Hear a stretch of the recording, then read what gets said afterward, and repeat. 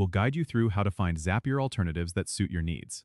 If you find this helpful, consider subscribing and liking the video. First, go to your web browser and search for Zapier Alternatives 2025.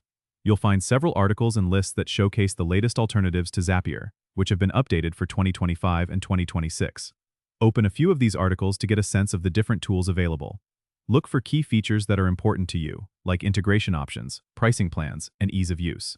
Some popular alternatives you might come across include Integromat, now known as Make, which is known for its visual interface and extensive app connections.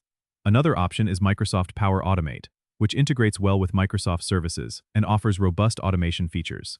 If you're interested in open-source solutions, N8N is a good choice, providing flexibility with its self-hosting capabilities. Make sure to read user reviews and compare the pros and cons of each platform.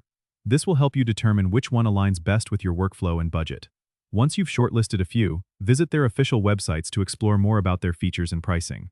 You can even sign up for trial versions to test them out before committing.